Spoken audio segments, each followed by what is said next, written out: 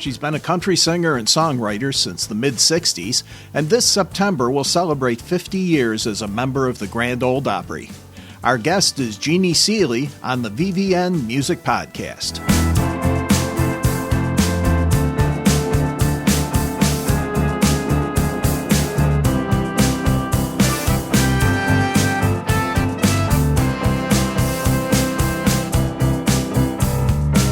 Hi, and welcome to episode 26 of the VVN Music Podcast. I'm Roger Wink, and our guest today is singer-songwriter and all-around entertainer, Jeannie Seely. Jeannie had her first hit as a songwriter in 1964 when Irma Thomas recorded Anyone Who Knows What Love Is, and 2 years later, she broke through as a singer with the song Don't Touch Me. Not only was that song a major country hit, but it also won the 1967 Grammy for Best Female Country Vocal Performance. Seely went on to have a long list of country hits as a solo artist and as a duet partner with Jack Green. She also became a leader in the effort to bring equality to women in the country music field. Jeannie's latest album, Written in Song, revisits music that she's written over the years for other artists but never got around to recording herself. Included are songs made famous by the likes of Ernest Tubb, Dottie West, Merle Haggard, Willie Nelson, Ray Price, and many more. We talked to Jeannie from her home in Nashville. A little over 2 years ago, I had the honor of seeing you perform down in Nashville. It was at a dinner theater, and I cannot remember the name of it off the top of my head, near Opryland. Yeah, Nashville Nightlife. Yeah, that sounds theater. Like it. And, yeah. And what impressed me the most about it was the fact that instead of like so many singers who just go up and sing their songs and that's about it, you are telling stories, you're doing comedy and everything, and just, all around great entertainer. Oh, well, thank you so much. Yeah, I love what I do. I have to make it fun for me. Otherwise, it's work. Your brand new album is recordings of songs that you wrote for other artists, and I assume that you've never recorded any of these songs before. No, I think I did Leaving and Saying Goodbye, I think, on something. I'm not even sure about that years ago, but pretty much that's it. I mean, I never even thought about doing some of them. But Eddie Stubbs just kept saying, we've heard all these other people sing your songs. I'm just curious to what it would sound like you singing these songs that you wrote. So he was just constantly urging me to do it. And then one night in my dressing room, I was talking to Kenny Sears with the Time Jumpers, who also plays fiddle with me. And I said, I think maybe I'd like to go back in and record again if I could find some good songs. And Kenny said, you don't have to look anywhere for songs. You've got them. So he said, look in your closet. So anyway, those were the two big inspirations to do this project. And it was just such a fun project to do. I was I think you always second guess when it's all your own material. But when we got in the studio, we just all had such a good time. It really is a great album, and I assume is there anything new on the album that you've just recently written? No, they're all, I don't even know what the last one was I wrote. I'm Never Gonna See You had not been, I had recorded it, but it had never been released. So we re-recorded that one. That might be the latest, the most recent one on there, and that was in the 80s. Back at the beginning of your career, I understand that you sang when you were still living in Pennsylvania, but then you moved to Los Angeles. Was your goal to get into music as a performer there or as a songwriter? My goal was to get out of the Northeast winters. I'm telling you the truth. I always joke and say, look, I'm a bad enough driver and good weather, I don't need ice and snow. But truthfully, my first car was a 1958 MGA Roadster. And I buried it in a snowbank on my way home to my parents' house out in the country on Easter Sunday morning. And I had to walk the rest of the way home, ruin my new Easter shoes. And, I remember thinking, there's just got to be someplace else I can live where I don't have to deal with this, where I can ride around with my top down. So that's where the idea came for me to move to Southern California. And I talked my cousin and two cousins and a girlfriend into going. This girlfriend, I used to joke and say I was really hot stuff zipping around on my red MGA Roadster until this girl moved back to Pennsylvania in her white Austin Healey. And I said, oh, well, now wait a minute. But I'd either hate her forever or be best friends. So we decided to be friends, and we drove those two sports cars to California. 21 years old, didn't know enough to be afraid of anything. Yeah, I know you worked in a bank when you first got out there, but then I think you started working for Liberty Records as a secretary? I did. Yes, I had a great job at Union Bank there in the corner of Beverly Drive and Wilshire Boulevard. I was uptown, but I wanted to make a record, and I didn't have a clue how you would go about doing that. And so when I saw this ad for a floating secretary for Liberty Imperial Records, I thought, well, that would be a way to get on the inside and learn. And so I applied for the job and got it and quit my job at the bank and went to work for less than half of what I was making. But I was getting an education. I read everything I could find. I also volunteered to go to the studios in the evening and help out with whatever they needed, whether it was getting coffee and donuts or taking the lyrics down for a song. Sometimes they'd play a tape, but they didn't have the lyrics, so I would take the lyrics down in shorthand and go type it up for them. But that way I was learning what happened and how it worked in the studio too. So I got a great education. How did you first get into songwriting? Because if I look at the timeline right, you were actually successful as a songwriter before you were as a singer. And at the time, there weren't a lot of women writing in country music. I mean, Cindy Walker and maybe Liz Anderson, but other than that, there weren't a lot of females doing that. No, Liz actually started, I think she was starting to get songs recorded about the same I started writing. I met Liz in California. I had always been trying to write. I'd been writing little poems and stuff all the way through from the time I was a child. I always made up little verses for my mother for Mother's Day and her birthday, and just, wrote little rhymes all the time, and then started trying to write some songs. But when I started meeting a lot of the writers in Southern California, then I realized that there was a possibility I could do it too, and several of them encouraged me to try. So that's when I really started concentrating on it. And Gail Talley had moved from Nashville out to L.A. I met her through Joe Allison, and we started co-writing.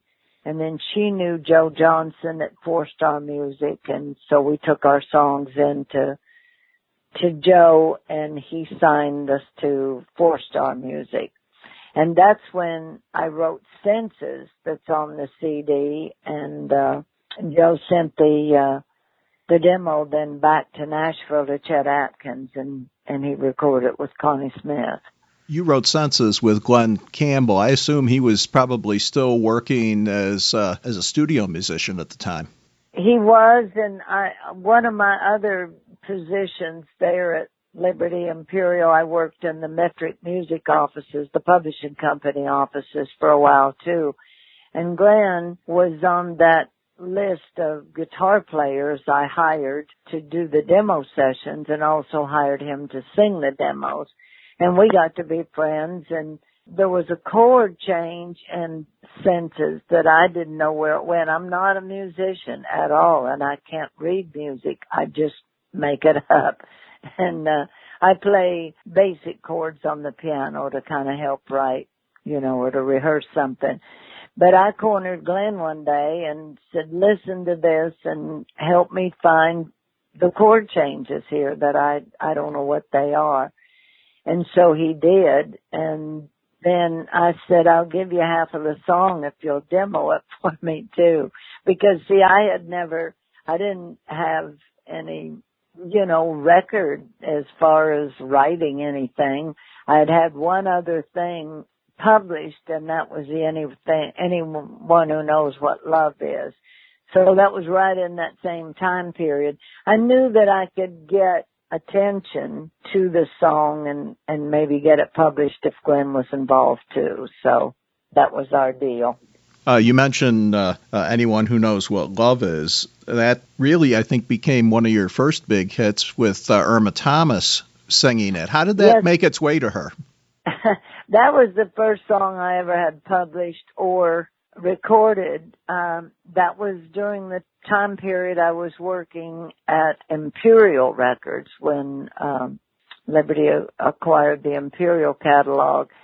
And I had this idea for a song, and I didn't have a piano at that time, so I stayed after work to use the piano to work on this song.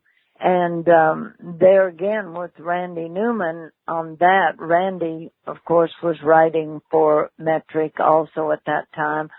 Well, I was struggling with the chord changes and the feel and that too. And Randy came down the hall and I hollered at him and said, will you come in here and help me figure this out, So anyway, Randy did that. The other girls were girls that worked there and just happened to be there. And the one worked in the office. And so she offered to do all the contracts and everything. But the next morning, Eddie Ray was the producer there at the time, and he had stayed up to work. He called me into the A&R meeting the next morning and said, so I went in there with my shorthand tablet, thinking I was probably going to take dictations or something. He said, you won't need that this morning. I want you to sit down at the piano and sing that song that you wrote last night after work. So I sang it, and they liked it, and that's how it got to, they were looking for material for Irma Thomas. He could hear that slant. He could hear her doing it, which I thought was, for here I am, a little old country songwriter, and he's an R&B legend, doing my song. It was just amazing to me that producer heard that. Well, I think a lot of people don't realize that there is that country and soul or rhythm and blues have more connections than a lot of people want to give credit for. I mean, both of them were Southern music and everything. And you've had your music recorded not only by Irma Thomas, but Etta James and others. So there's definitely crossover potential there. Well, I agree with you. Plus, I also believe in the fact that a great song can be done anyway. Any way you want to do it when you think about it. Make the World Go Away is a great example. Ray Price had a #1 country hit on that slow, hesitated Texas shuffle that he was known for. And then later, Eddie Arnold had a smash hit going into the pop field and everything with the lush strings and all. Just a great piece of material. But I'm getting a lot of comment on Anyone Who Knows What Love Is, and I almost didn't do that, Roger, because to be honest, I thought, well, those are pretty patronizing sounding lyrics now. That was what everybody sang in 1963, but there's a different tone kind of now, so I didn't know how that would go over. But my adopted little brother, Ron Harmon, said, no, you've got to do that one because that's where your writing career started. That was the very first one recorded. So I took his advice and did it. Yeah. But everybody seems to really like that song. One of the things that I loved about the package for the album was that on the inside you put the songs that had been recorded by other artists and listed those that had done it. And it's a pretty amazing list with Ernest Tubb, Merle Haggard, Ray Price, Willie Nelson. It's a really impressive list. Yeah, I hadn't even realized it. I think Ron pointed out too how many Hall of Famers had done my songs, you know. But that was the main thing in doing this album for me, was to kind of pay tribute and say thank you again, if you would, or show my appreciation to these wonderful heroes and peers of mine when they had their choice. Some of them such great songwriters on their own, and here in Nashville having their choice of so much great material. To think that they would choose some of my music just is amazing to me, and I just wanted this album to show that. Did you ever have a situation where one of these artists recorded the song and kind of made it their own, and you had regrets about it? You were kind of like, wow, I really could have done something with that piece of music. No, I just was always really, really glad, and anybody that did record it, and none of them changed anything really from the way I did it. When I wrote, for instance, sometimes I do, and for Ernest Tubb, I wrote it with the same feel exactly like he sang it. I could hear Ernest the entire time I was writing that song. It was almost like I wrote it so fast, and it was almost like I was writing what I heard, something I'd already heard him sing. And he was so funny when I played it to him. I said, I hope you like it. I said, I could just hear you singing it when I was writing it. So he listened to the song and he said, Jeannie, honey, I believe you're right. I believe that does sound like the old man. I believe I can get that for you. He was such a sweetheart. But then when I recorded it, I needed something a little more up, and I love swing, and I thought it lent itself to a swing version too. Yeah, you have a number of your fellow artists on the album, like Connie Smith, Marty Stuart, Jesse Calder, Jan Howard. I assume that they were all thrilled to be able to participate with you. They were so great. Yeah, I called Connie and asked her if there would be any way she would come in and sing some harmony with me. And as we were talking, she said, yeah, just we'll figure out a time and we'll make it happen. And I said, what do you think? What about Marty? And she said, well, now you're going to have to ask Marty yourself. I said, you wouldn't help me out here? And she said, no, you're on your own. So I called Marty, and he was just so sweet. And in fact, I want to tell you what he did. I had so much on this cover, and I still didn't have room to tell everything I wanted to tell, and this is part of it. Marty shows up at the studio carrying 2 guitar cases, and I thought I made clear I just wanted him to sing some harmony.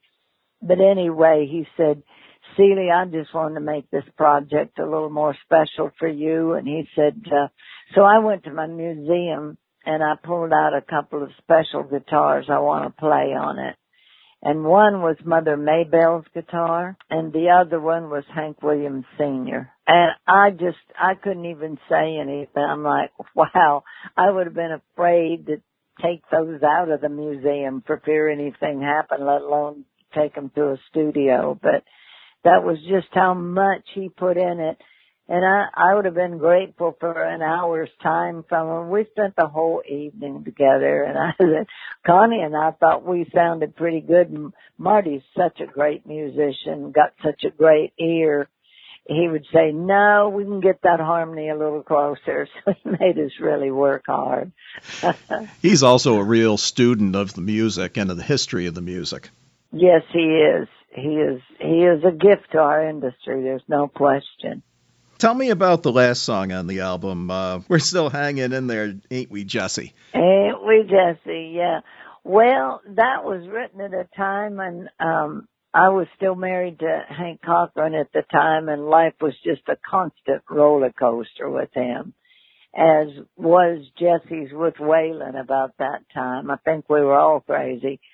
And it was when Waylon had the hit, Are You Sure Hank Done It This Way? So anyway, Hank and I'd gone through this thing, and then I'd heard at the same time of something crazy that went on with Waylon and Jesse. And at that point, I thought, I realized all the other girls had gotten divorces, and Jesse and I were the only two still hanging in there. So that's where it came from, and we're still hanging in there, ain't we, Jesse? And are you sure Audrey done it this way, So we just talks about Dottie traded Bill for a drummer and all of this, talks about the other girls, and Jan couldn't live with Big Harlan. Tammy finally gave up on Joan. Just a fun thing. So anyway, Jan came in and I asked her to come in and sing harmony on the choruses with me. And then of course I asked her if she would throw in an ad-lib line when I sang the line about Jan couldn't live with Big Harlan. And boy, her ad-lib was very clear. I'm sure you noticed.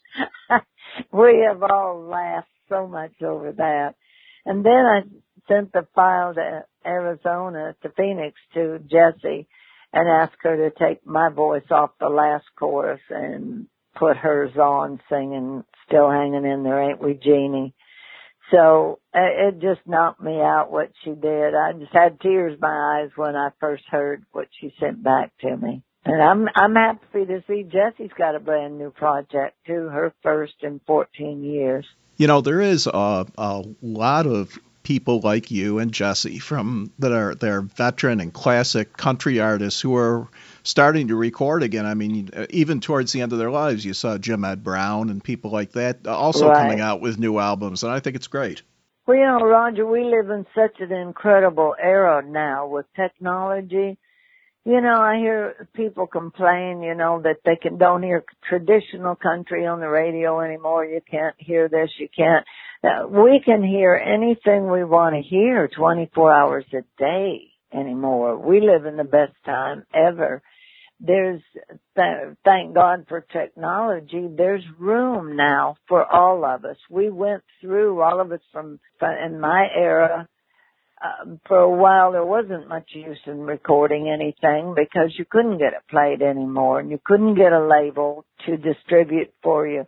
But now, there again, with technology, you don't have to have that. You can do so much on your own. I agree. So it's worth doing, and you can, there's such, equipment is so simplified now. What used to be this huge studio and big board and everything, you can go in some little bitty studio anymore with a little thing and get a really pretty darn good sound. It's amazing. I've talked with bands who are even recording while they're out on the road. They take their recording rigs with them and set up in hotel rooms. It may not be for vocals, but for horn parts and things like that. It is. It's totally different. He's All I Need, you wrote with Dottie West, who my impression is she was one of your closest friends in the business. Yeah, Dottie and I there was just an immediate connection with us when we met. Of course, the first that I remember Dottie was when she was on the old Landmark Jamboree out of Cleveland, Ohio, and I was still living in Pennsylvania then. But I just thought she was great, and I just liked the way she delivered a song. I liked the fact that she tried to, how will I say it, she didn't emphasize a heavy Southern accent, you know what I'm saying? She dressed up her whole presentation, I thought, back then. And I liked that. And then after I moved to California, and she came out to do the club circuit out there, and she was booked at the Palomino Club. And so, of course, I went out and immediately went up to meet her, and she's so gracious, always to talk to everybody. And when I told her that I remembered her from the Landmark Jamboree, and we talked about all of the different people, and that just seemed to strike home with her. And she told me later, she said, I knew what a sincere person you were because everything you were telling me about that was was how it was. So she said, I knew what kind of person you were. But we hit it off, and after she finished, they went back to my house, and we sat around and passed the guitar around and sang. So anyway, she encouraged me to move to Nashville too. And, she showed me where a lot of things were, you know, as far as shopping and that kind of thing, and introduced me to a lot of people. And she recorded several of the first songs I had recorded back in 64 and 65 too. But, she and I ended up being the kind of girlfriends you could call at 3 o'clock in the morning when nobody else was up and didn't want to talk to you if you woke them up. We didn't care. We just always had that deal. So anyway, this song came about when she was opening for Mel Tillis at the Frontier in Las Vegas. And she called me and she said, everything's going great. The shows are great. Crowds are great. We're having a great time. And she said, I just need some girlfriend time. So she said, yeah, I want you to fly out and spend some time with me. So I did. And back then, you know, you could change somebody's flight and cancel and all that. So every time I'd go to come home, I'd be packing the suitcase. I'd turn around to get something out of the dresser to put in there, and she was taking stuff back out. And she'd say, there's no need in you pack, and I called and changed your flight. So anyway, I ended up staying almost a month out there with her. When she said, come on out, she said, we'll just spend some time together, and heck, we might even write a song or two. And so this is the song that we wrote while I was out there. You mentioned that, she was the one that convinced you to move to Nashville. And that was, if I remember right, that was around 1965, maybe, 66? 65. Yeah, when I was writing for Four Star Music, and then Joe said, everybody, when I send them the demos, everybody says, why don't you record the song with the girl that's singing it? So he said, do you want to record? So he recorded me for Challenge, and we came back to Nashville to the old disc jockey convention in October of 64 and recorded for the first time. And then a year later, I didn't have that deal anymore, and I wanted to come back to Nashville for the disc jockey convention again. And I had enough money to go one way, so I didn't have any choice but to move. That seems reasonable to me. If you can't afford to come home, you'll just have to stay and make it work. And of course, Joe's office manager in Nashville was Bob Jennings, and his secretary was leaving about that time. So it worked out great because then I had a job in the office here when I came. A couple of years back, I had the pleasure of talking with Ray Stevens when his book on Nashville came out. It was kind of about his career, but in reference to the growth of Nashville. And at the time, he said that even though the city has gone through this huge boom and growth and everything, it still felt like it was a smaller or a medium-sized city, the way that people treated each other. Is that the way you still see Nashville? Yes, I still do, especially within the music community. I think we've kind of kept our little world to itself, I guess, as much as possible. But I do have to say I see it changing by the minute. My husband did a speech here recently for a group coming to Nashville, and so he had contacted the tourism bureau, to get some facts for his speech. And they said at that time that was 93 people a day moved to Nashville. 93 people a day. So that is huge growth. And you can't find a place to rent or even houses to buy right now. It's just unbelievable. I understand that Eddie Stubbs has said that he can't wait until he hears volume 2 of this album with more of your songs. Is that something you're really thinking about? I don't know that I'll do volume 2. I do have a couple of other ideas working and a couple of things that I'd like to do. So I'm kind of going through my catalog too. I don't really want to say what it is because I think it's a pretty unique new idea. And, but as I was going through, my catalog too, I was pulling out certain ones that I thought that would work for that other project. So when we get through writing this one out and have a little rest break, we'll probably start in on another project, and it'll be another concept album, but different than this one. So it won't be a volume 2, but it'll still be some of my songs.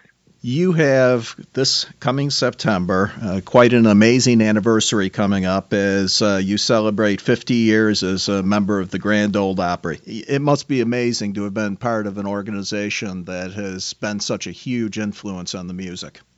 Oh, it's just truly one of my life's greatest treasures. That's the only way I can think of it. I grew up listening to the Grand Ole Opry. And truthfully, after I went to California, that was one of the things I really, really missed, was not being able to hear the Opry. And so when I moved back here, you know, when Don't Touch Me hit, and I was on the road with Porter traveling at that time, and they would call me and tell me what position in the charts my record moved up to such and such, and I'd say, that's great, but did Mr. Devine call yet? Because that was Art Devine, the manager of the Opry at the time, and I wanted the Opry so bad. And finally, Hal Smith, I was working through the Hal Smith Artist Agency at that time, and Hal said, well, he said, I'll tell you what, the last artist that I went to bat for did not keep his commitments to the Opry. And he said, I said, then I would never go to bat for anybody again. But he said, you seem so serious about it and so intent on it. He said, I'm going to ask you, if I go to bat for you on this, are you promising me that you will stay true to it and stick with it?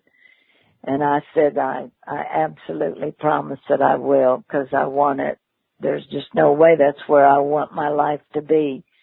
So I wish that Hal Smith was still with us so I could say, see, Hal, I told you I would stick with it.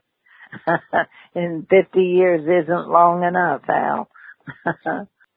Well, I'm really looking forward to the reception. Of course, I'm sure you probably heard that Pete Fisher, the manager of the Opry, has left and taken a new position as CEO with ACMs in L.A.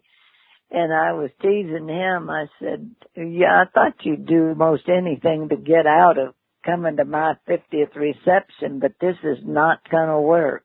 You just need to put it on your calendar and come back for my party. And he said he would. He said, if there's any way, it is on my calendar and I will make a trip back. So, you know, I didn't realize that it wasn't until the mid-'80s that a woman was allowed to host one of the half-hour segments, and the first one that did it was you. Yeah, and that was only because there was a snow and ice storm here, and nobody could get there. They came and called me, you know, said, well, you're going to have to host, because I said, why is that? And they said, because you're the only Opry artist in the building. So it was amazing. And that was back when the Opry started at 6:30, and the first segment was a 15-minute segment. And so it was just 6:30 to 6:45, and the schedule was supposed to be Del Reeves hosting, and I was the first guest artist. And so as I'm walking out, I'm thinking, okay, well, how do we do this now? We open with the song, we welcome everybody, we go to a commercial, and then we put on the guest. And I said, oh, who's going to be my guest? And Debbie Lowe, who was the assistant to Hal Durham at the time, said, well, anybody in your band ever want to sing on the Grand Ole Opry? I turned to Tommy Hannum, who was playing steel with me then, who works for Winona now. He's a great singer, sings a lot of harmony parts too. And I said, Tommy, you want to sing? And he said, I guess so. So it's somewhere, if it didn't get lost in the flood, I still had the cassette tape of that. And I'm sure it's in the archive somewhere. But yeah, that was the very first time any a female ever hosted the Opry. Then later, Jerry Strobel, especially with the TV show, he scheduled a few all-lady shows or something. I forget how he billed it. But anyway, Gene Shepherd was hosting that, and I remember he said, well, are you happy now? And I said, no. And he said, I thought this is what you wanted. And I said, no. I didn't want all-female show, and I don't want an all-male show. I want an all-good entertainment show with everybody having equal status, and freedom to do, to participate in it. But it wasn't going to happen in Hal Durham's time. Hal always called it tradition. He was a stickler for that. But every manager that came in, I went and talked to him about it. And I got shot down every time until Bob Whitaker took over. And, of course, Bob came in there from managing Opryland Park. He was used to everybody, all the girls and guys out there had microphones. And in those production shows, everybody had their lines and their roles. He couldn't even believe it. He didn't even realize that women had never been allowed to. So anyway, he said, well, let me think about it. And then he called me back and he said, okay, Seely, I'm going to throw you out there. But he said, you better do the job, because he said, if you don't, we're both in trouble. But I think it's only fair that everybody be given a good introduction. I mean, the audience needs to know something about you. And I just think that's very important. And I know how it made me feel when I felt like they just sloughed off my introduction, like never bothered to mention any of my hits or anything I'd written or acknowledge my band or anything. I always felt like I was just sloughed off. It's not enough to say, here's an old girl that's been around here for a long time. That's not an introduction. And so it's important to me, and so I try to always give it a good introduction to all the acts that come out. Well, Jeannie, I want to really thank you. It's been an honor to talk to you, and the best of luck with the brand new album. Well, thank you, Roger, for giving me the time to chat with you, and I thank all the listeners for all the support all through the years, and I couldn't still be here and celebrating the 50th anniversary if it wasn't for all of them. Our thanks to Jeannie Seely for talking with us. Her album, Written in Song, is available now. We'll be back next week with another edition of the VVN Music Podcast. Remember that you can hear the VVN Music Podcast via iHeartRadio, YouTube, iTunes, Stitcher, Libsyn, and the VVN Music website. If you have any comments or questions about the website or this podcast, please send them to vvnnetwork@gmail.com. Our theme music is performed by Yahar. This program was recorded on January 30th, 2017, and is a production of the VVN Network, copyright 2017.